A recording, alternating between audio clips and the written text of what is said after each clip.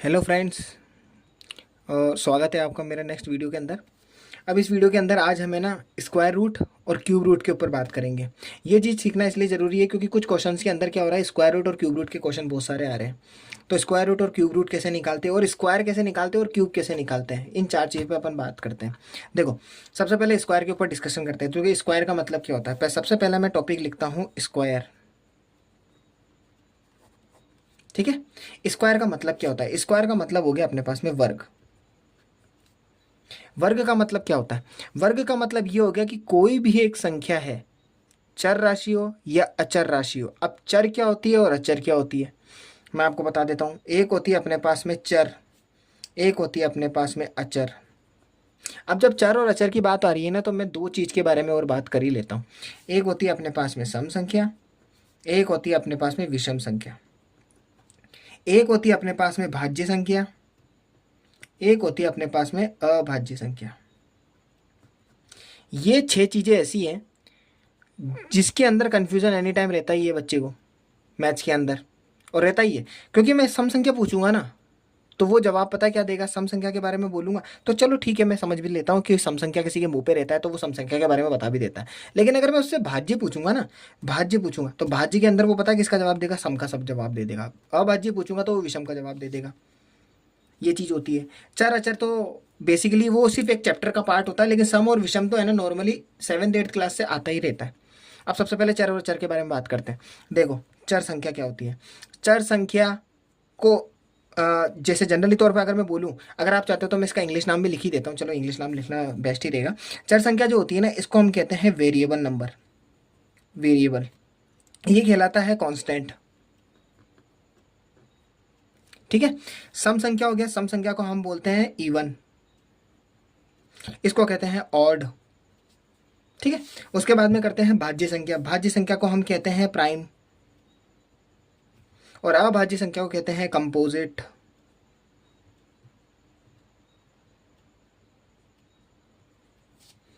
ठीक है, ये चार हो गया। Variable number, constant number, even number, odd number, prime number, composite number हो गया। अब मैं सबके बारे में थोड़ा थोड़ा समझाना शुरू करता हूँ। देखो, चर संख्या क्या होती है।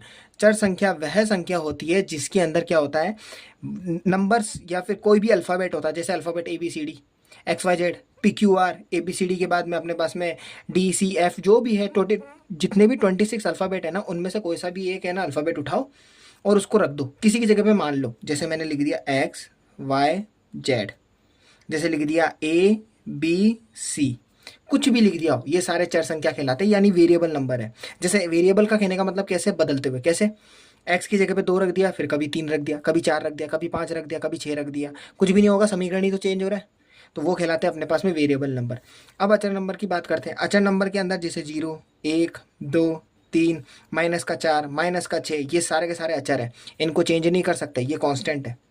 2 होगा तो 2 ही रहेगा, 0 होगा तो 0 ही होगा, -6 तो -6 ही होगा। ये कहलाते हैं अपने पास में अचर। चर संख्या वह संख्या होती है जिसको हम परिवर्तित कर सकते हैं। अचर संख्या वह संख्या होती है जिसको हम परिवर्तित नहीं कर सकते। ऐसे अब बात करते हैं सम संख्या पे। सम संख्या वह संख्या होती है जिसमें 2 का पूरा पूरा भाग जाता है। कैसे, जैसे अगर फॉर एग्जाम्पल मैं आपको बोलूँ 2 की टेबल बात करता हूँ, 2 का पहाड़ा, तो 2 के पहाड़े में 2, 4, 6, 8 और उसके बाद में आता है 10, फिर वापस से 12, फिर उसके बाद 14, फिर 16, फिर 18 और 20, और ऐसे चलता जाता 22, 24, 26। तो आप एक चीज़ नोटिस करोगे, सबके लास्ट के अंदर ये 4 नंबर मिलेंगे। 4 क्यों, 5। कैसे, इस 1 को इग्नोर करो, अब 2 मिनट के लिए इसको 0 समझो। तो यानी 2, 4, 6, 8 और 0। अब ये चलता ही रहता है पेड़, 2, 4, 6, 8, 0, 2, 4, 6, 8, 0, 2, 4, 6, 8, 0। कितना भी बड़ा नंबर क्यों ना हो, उनके नंबर के लास्ट में ये 5 में से कोई एक मिलेगा। जैसे कुछ भी मैं अपने मन से लिख रहा हूँ, देखना, 2, 5, 6, 8, 9, 4, 5, 6 एंड कुछ भी XYZ कुछ भी लिखूंगा लास्ट में जाके। लास्ट में बस मैं एक ही चीज़ करूंगा, मैं लास्ट में लिख दूंगा 8। 8 लिखते ही मेरे से कोई भी पूछेगा ना कि क्या ये 2 के पहाड़े में कट रहा है, मैं ओपनली बोलूंगा यस, ये कटेगा। लास्ट का नंबर सिर्फ इन 5 में से कोई एक आ जाना चाहिए, 2, 4, 6, 8, 10 में से। 10 का मतलब 0 है यहाँ पे। एक बात, यहाँ 8 की जगह 0 भी हो सकता है ना, 4 भी हो सकता है, 6 भी हो सकता है, 2 भी हो सकता है, होगा लेकिन सम संख्या के लिए। ठीक है। सम संख्या में बस बेसिक सी इतनी सी बात थी, कोई भी नंबर देखो, लास्ट का नंबर देखो, इन 5 में से कोई भी कुछ दिख जावे तो सीधा बोल देना 2 के पाड़े से कटेगा, पक्का कटेगा, कटना ही है। सिर्फ 2 के पाड़े की बात हो रही है यहाँ पे, 4 की 3 की बात नहीं हो रही है, ठीक है। अब आती है विषम संख्या। विषम संख्या का क्या खेल है? विषम संख्या यही बोलती है कि है ना, जो संख्या 2 के पाड़े से नहीं कटती वो विषम संख्या हो जाती है, 2 के अलावा वो किसी में ही कटे। जैसे फॉर एग्जाम्पल 2 4 9 8 6 और उसके बाद में लिख दिया मैंने 5। अब मुझसे पूछा गया ये सम है कि विषम है, मैं बोल दूंगा भैया ये विषम है। क्यों? क्योंकि लास्ट में 5 आ रहा है। अब 5 आ रहा है तो इसका मतलब 2 4 6 8 0 नहीं आ रहा है, इसका मतलब 2 के पाड़े में नहीं कटेगा, तो सीधा सीधा बोल दूंगा विषम संख्या। अब भले ये 5 में कटे, 10 में कटे, 1000 में कटे, किससे कटे मुझे नहीं मतलब, सिर्फ 2 से नहीं कट रहा है, ठीक है। लेकिन वहीं पर मैं छोटा सा चेंज करूँ, देखो 2 लिख दूँ, क्या बन गया ये? सम संख्या, पूरी सम संख्या बन गई। वहीं पे वापस से 1 लिख दूँ, विषम संख्या बन गई। वहीं पे उसके बाद में जैसे मैंने 8 लिख दिया, सम संख्या बन गई। जैसे मैंने उसके बाद में मैंने 7 लिख दिया तो ये विषम संख्या बन गई। सम और विषम का यही खेल है। सम संख्या वह संख्या होती है जो 2 के पाड़े में आती है, विषम संख्या वह संख्या होती है जो 2 के पाड़े में नहीं आती है। चर संख्या वह संख्या होती है जिसका मान परिवर्तित किया जा सकता है, अचर संख्या वह संख्या होती है जिसका मान परिवर्तित नहीं किया जा सकता। अब आती है भाज्य और अभाज्य, जिसके अंदर पूरी 10th क्लास और 9th क्लास के अंदर सारा खेल इन्हीं पे डिपेंडेबल होता है। इनको समझना होता है 9th और 10th के अंदर, जो समझना होता है। देखो भाज्य और अभाज्य संख्या के बारे में क्या है, सिंपल सा है। भाज्य संख्या और अभाज्य संख्या क्या बोलती है, ठीक है ना। देखो भाज्य संख्या वह संख्या है जो किसी और नंबर से कट जाए, ठीक है ना। माफ़ कीजिए, मैंने ना यहाँ पे प्राइम नंबर और कंपोजिट नंबर लिख दिया है, गलत है। यहाँ पे आएगा कंपोजिट नंबर और यहाँ आएगा प्राइम नंबर, प्राइम यहाँ आएगा, ठीक है। थोड़ा लिखने के अंदर मिस्टेक कर दी मैंने।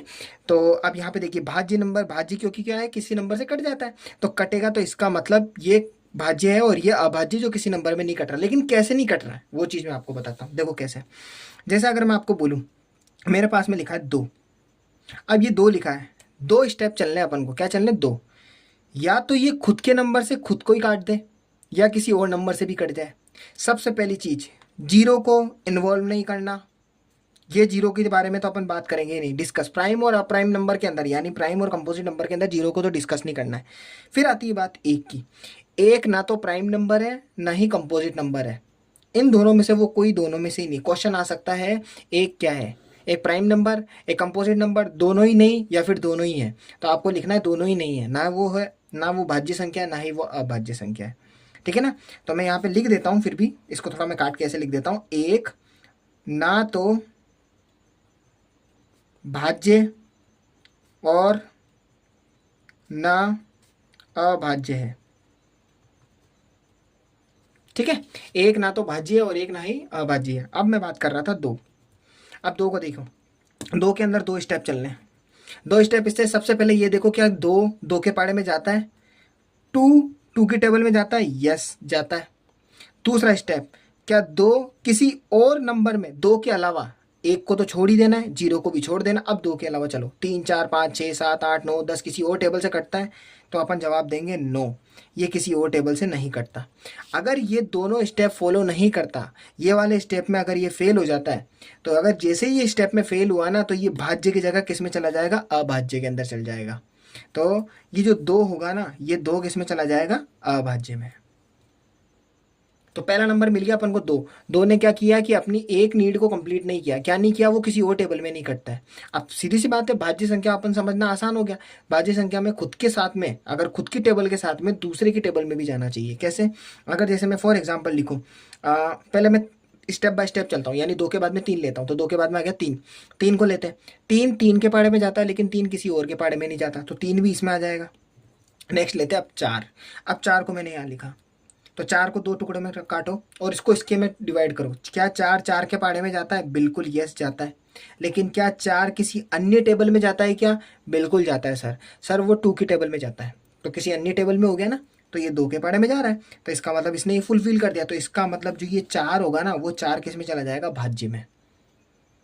2 तो आपका इसमें अभाज्य में चला जाएगा, लेकिन 4 इसमें चला जाएगा। एक और नंबर ले लेते हैं, जैसे फॉर एग्जाम्पल मैंने ले लिया 6। क्या 6 की टेबल में जाता है? Yes sir. क्या 6, अगर 6 की बात करूं, क्या 6 किसी और टेबल में आता है? यस सर आता है। सर 6 3 की टेबल में आता है। सर 6 2 की टेबल में आता है।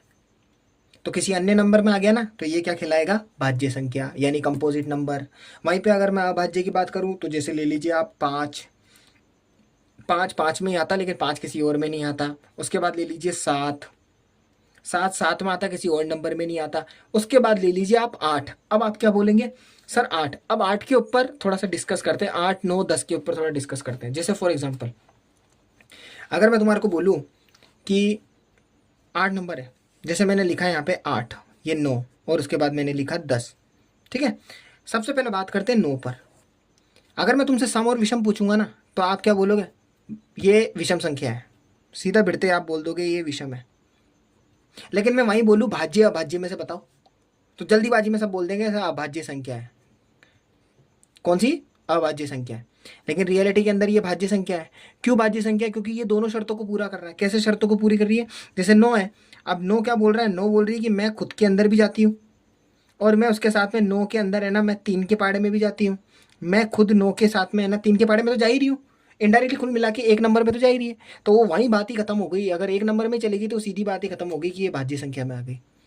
8 के बारे में बताने की जरूरत ही नहीं, 4 के पाड़े में आ रहा है, 2 के पाड़े में आ रहा है। खुद के पाड़े में तो सारी टेबल ही आ रही है, लगभग लगभग सारे नंबर आ रहे हैं खुद के पाड़े में, लेकिन दूसरी शर्त पूरी होनी चाहिए। अब 10 हो गया, 10 2 के पाड़े में भी आता है, 5 के पाड़े में भी आता है, ठीक है ना। तो भाज्य अभाज्य संख्या को समझाना मेरे हिसाब से तो बहुत आसानी तरीके से मैंने समझाया है। एक बार इसको वापस से देख लीजिए आप, ये थोड़ा समझना जरूरी है, बहुत इंपॉर्टेंट चीज़ है। चर संख्या वह संख्या होती है जो किसी भी मान को अपन परिवर्तित कर सकते हैं, मतलब ऐसी संख्या रख सकते हैं जिनके मान परिवर्तित होते हैं। और अचर संख्या वह संख्या होती है जिनके मान परिवर्तित नहीं होते। सम संख्या वह संख्या होती है जिसमें 2 का भाग जाता है, और ये 5 चीज़ें लिखी हुई होती है लास्ट में। अब विषम संख्या वह संख्या होती है जिसके लास्ट के अंदर सम संख्या वाली स्थिति ना हो, या फिर इनडायरेक्टली 2 4 6 8 और 0 ना हो, वो विषम संख्या हो जाएगी, जो 2 के पाड़े में नहीं कटते। भाज्य संख्या वह संख्या होती है जिसे इंग्लिश में बोलते हैं कंपोजिट नंबर।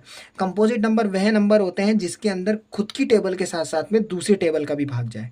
और अभाज्य संख्या वह संख्या होती है जिसमें केवल और केवल है ना खुद की टेबल का तो भाग जा ही रहा है, लेकिन अन्य संख्या का भाग नहीं जाता। अब जैसे 2 3 5 7, 7 के बाद में 8 नहीं होगा, 9 नहीं होगा, 10 नहीं होगा, फिर उसके बाद में सीधा 11। अब उसके बाद में मैं 20 तक ले लेता हूँ, जैसे 11 हो गया, उसके बाद में हो गया 13, 13 के बाद में जैसे फॉर एग्जांपल 14 नहीं है, 15 भी नहीं है, फिर उसके बाद 16 भी नहीं है, 17 हो जाएगा। 17 के बाद में 18, 18 भी नहीं है, फिर उसके बाद में 19 हो जाएगा। अब ऐसे चलता जाएगा, ऐसे इसमें भी नंबर चलते जाएंगे।